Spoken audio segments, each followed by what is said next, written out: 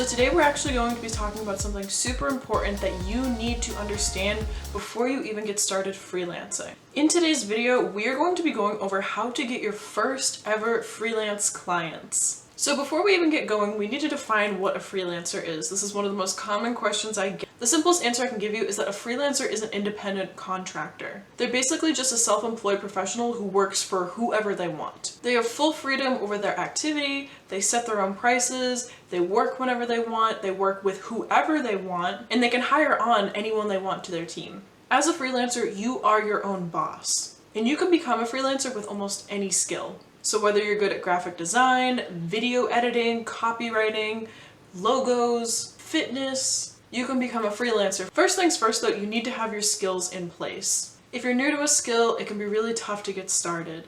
But if you do not understand the skill, then clients can leave you bad reviews, which will detriment your entire freelancing business. I had this happen to me in the beginning when I started out copywriting. I had no clue what I was doing, and I kind of sold myself as someone who knew a lot more than what I was actually doing. This caused a lot of problems down the road.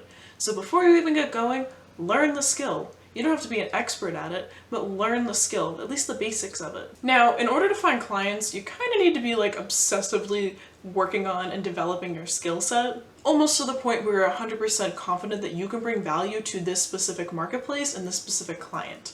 Now, once you learn the skill, then you're ready to start looking for clients. And in this video, I'm going to show you exactly how to find clients on platforms like Upwork, Fiverr, and freelancer.com. So let's dive into it. So before we actually dive into how to get clients, we need to define what a freelancing platform is. So basically, a freelancing platform is just a website that bridges freelancers to clients. When I first got started, I opened an account on both Upwork and Fiverr, but ultimately Fiverr was the one that took off, so I just stuck with the platform. The biggest difference between the two is that on Fiverr, clients come to you, and on Upwork, you literally have to reach out and apply for specific jobs. So on Fiverr, you create a gig, and if clients are interested in what your skills and your services and your views look like, then they will want to hire you.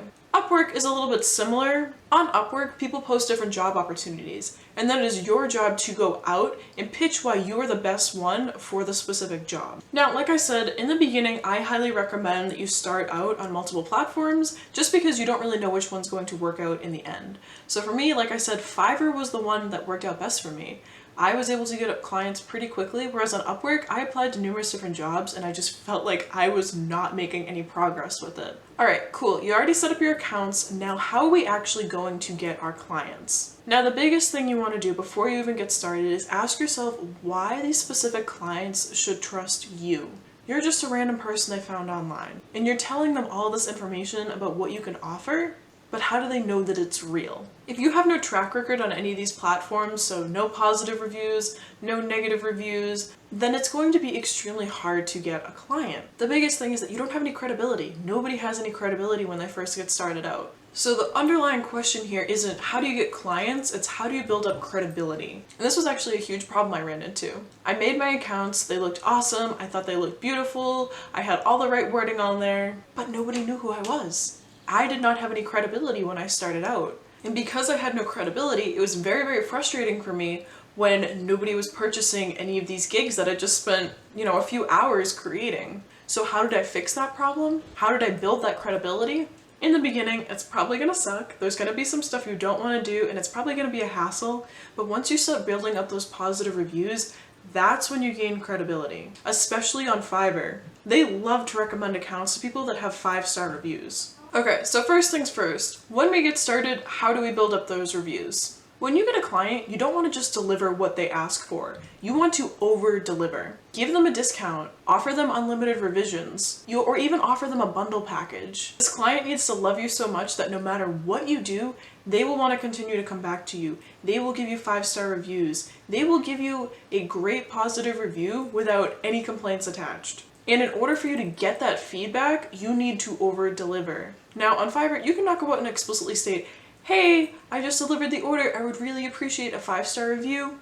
No, you cannot do that. That is against their terms of service, but what you can do is ask for some feedback. Now, if you already over-delivered, then more likely than not, these clients will give you some really, really great feedback. The next thing you want to do is create an attention-grabbing proposal. So if you're working on Upwork, then when you're applying to these specific jobs, you want to be writing something that's going to grab the client's attention. Why do you stand out? It's the same on Fiverr. When you're creating a gig, write in the description what makes you stand out, what makes you different. The biggest thing here is you need to put yourself in the client's position.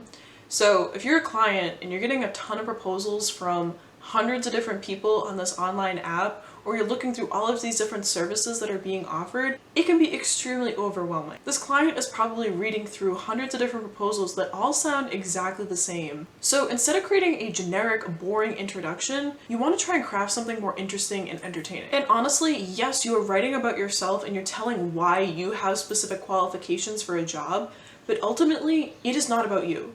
It is not about you at all. What you should be doing is explaining to the client how you intend to get the job done. Tell them some of your best tips and tricks. Tell them how you intend to get the job done.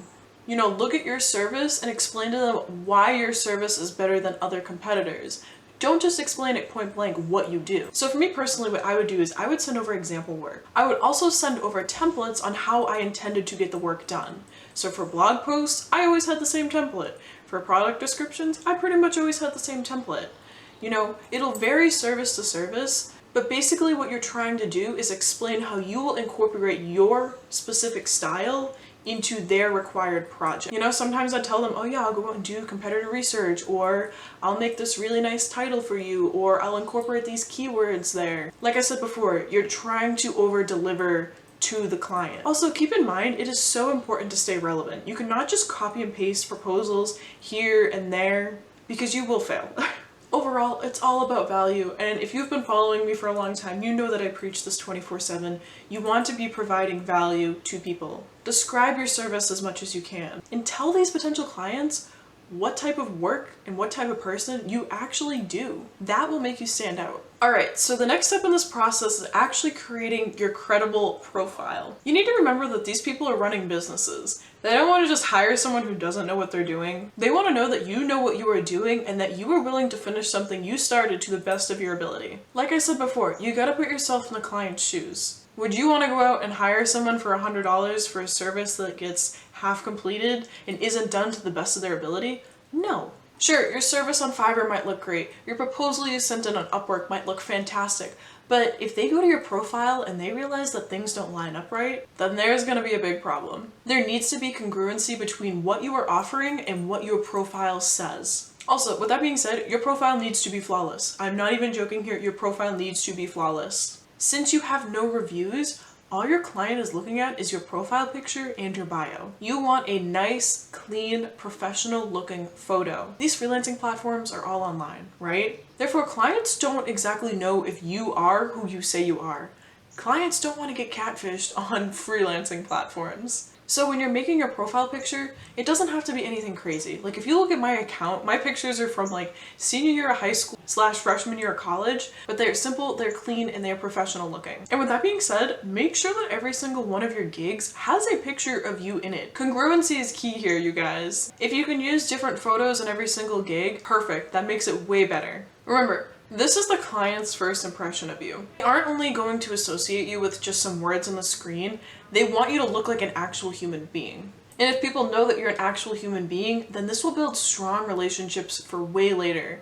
Once people realized that I was just not a bot on Fiverr, they started hiring me way more frequently. That's how I was able to build up to 13 clients in less than 4 months. It was because I showed people that I'm a real person. Now, when talking about yourself, you want to use the same psychology as with the proposal. Don't just talk about yourself and how good you are at your service. Actually describe your experience and how you can help these clients. You know, make sure you keep it alive, keep it entertaining. Because this will prove that even though you don't have the skill set right now, you are willing to go out and do the research. You are willing to find a way to get the job done to the best of your ability. And please, please, please, if there is one thing you take away from this video, it's do not overextend yourself with gigs or services that you do not understand. In the beginning, I used to tell clients that I could do all these different writing services and that would turn out great and that I had experience with it, when in reality, I did not. Please do not do that.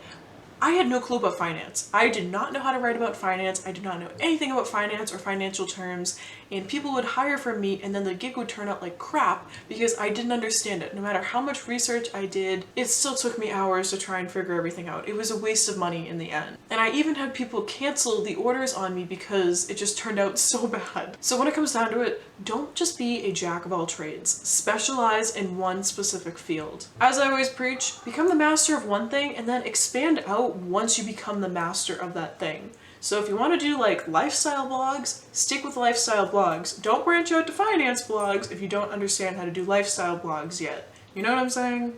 And like, just understand that it is okay to specialize in one specific thing. You do not have to branch out to numerous different services that you can offer. I really wish I did that when I first started out, because in the end it would have saved me a lot of hassle and a lot of time. A principle that is often used in sales is called aim narrow, reach wide. You have to aim for a very specific audience and then reach as many people as you can in that category. When you do that, it'll make you appear like the perfect person for the job. For instance, I'm a copywriter, but I'm not just a copywriter. I am a copywriter who specializes in blog posts, more specifically lifestyle, health, and beauty blog posts. Alright, this is my last piece of advice, and it is probably the most important and the number one thing that actually helped me gain clients in the beginning. This piece of advice is networking.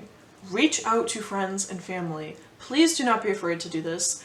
My first few orders were actually from my boyfriend and from my sister. I literally wrote about my boyfriend's floor and tile business and my sister's embroidery business. So it was nothing crazy, but it gave me the opportunity to write something and start building up my portfolio. Also, they love me, so they left me 5-star reviews, and that looked really good too. So don't be afraid to ask friends and family if they need work done, because it'll give you a great experience, and if they love you, then they'll give you great testimonials as well. Alright, so to wrap this video up, it is not super difficult to get clients. The hardest part is getting those first few clients. And once you start getting those first few clients, you can start increasing your prices. You'll start getting way bigger clients. You can decide who you want to work with. Until then, you just gotta learn from every mistake. Nobody starts out perfect. Try and improve your proposals.